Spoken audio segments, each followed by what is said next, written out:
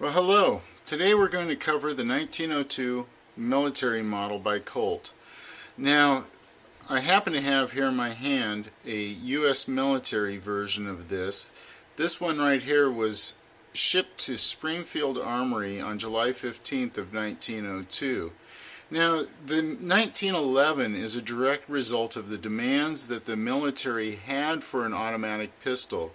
There were several criteria that they deemed necessary in order to make a pistol acceptable. Two of those items that are seen in the 1911 were developed here in the 1902 and carried forward from there. We see the introduction of the slide lock and of course the takedown plug here. I'll cover those a little bit more here in a second, but first I want to finish covering some of the basics of the 1902. The 1902 military model was made from July of 1902 through December of 1928. Now the last one didn't ship till January 10th of 1930, and an interesting note there is it went to Hong Kong Arms and Ammunition Store. Just one of those little footnotes in history that are kind of cool. Anyway, these were I'll give you some ideas of how they were manufactured. This was considered to be a limited production pistol. It was particularly slow selling in the last 8 years, where I suspect was from the introduction of the 1911, but regardless, this was discontinued in 1928 and the last one shipped in 1930. This was replaced by the 38 Super when it was replaced when that was introduced, and that was based of course on the government model frame where the slide comes off the front, as we're all familiar with. Now, some other things about this is this was proved to be really popular south of the border. That's why I happen to have this pistol sitting here right now, and we'll go over that one real quick. This is from the first Mexican contract, and of course with the lighting like it is, I doubt I'll be able to show you the crest that's up here in the top, but this one happened to be featured in Doug Sheldon's book. I can't remember what page, but you can actually see this particular gun in that book. Now, I want to talk a little bit about serial numbers at this moment in time. We've got, what was it, 18,000 pistols. Colt attempted to fill in gaps in serial numbers, so it becomes a real jumbled mess with some of the things that were done with these. The first Army contract pistols were 15,001 through 15,200.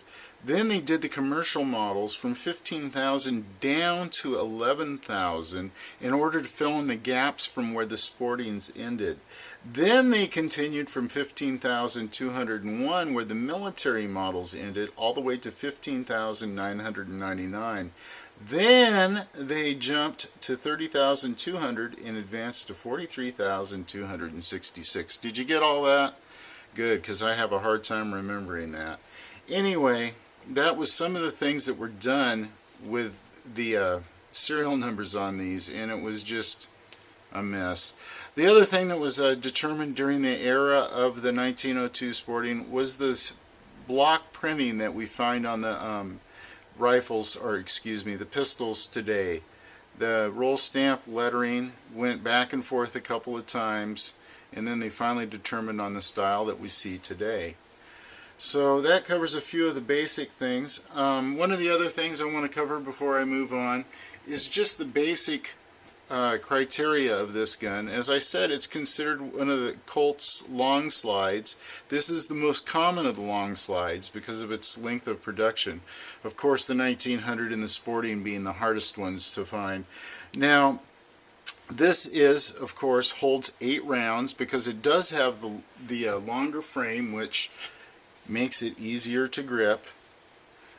And that was one of the concerns of the military. They said that here's a sporting model to put beside it, which is of course the same frame as the 1900, and you can see the difference in length there. So this has 7 rounds and this of course 8 rounds with a difference in length of the frame. Now you can see how this comes into my palm of my hand. It is very short. So the 1902 military is a much better improvement. So there you go on that.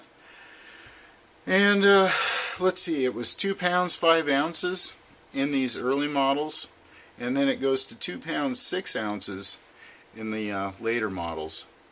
And the overall length, of course, 9 inches. The barrel length is still 6 inches like what we see in the other ones.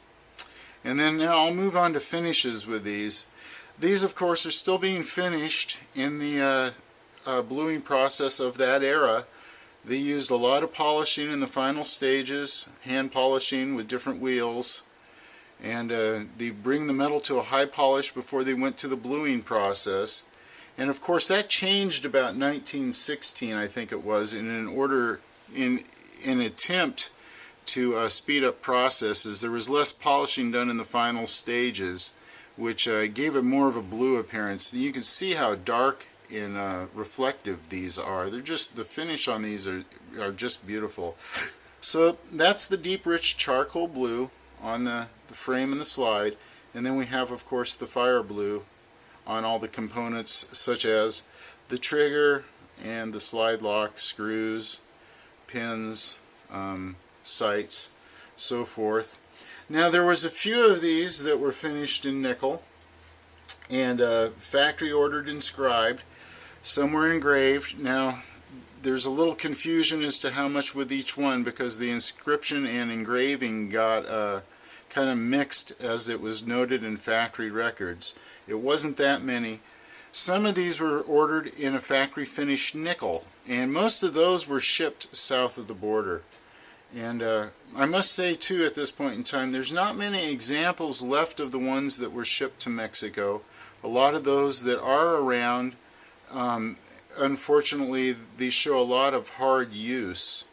And while I'm on the subject of the shipping too, one thing I wanted to cover is there was approximately 2,400 of these that shipped to Mexico.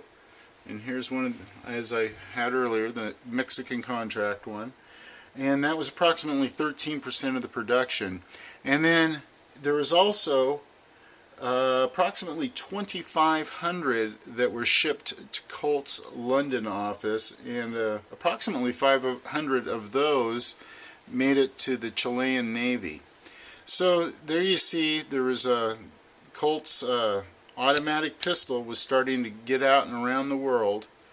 So that was some of the early things with this 1902 military.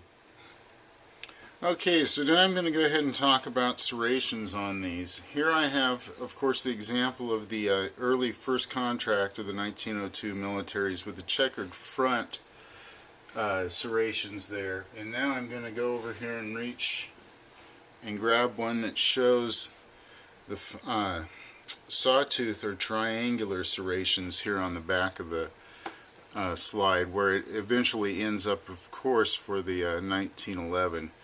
And so now we've seen 3 different variations of the slide serrations. We've seen, of course, the plunge milled serrations that were on the 1900, which, as I noted, were very hard to get a good grip on them.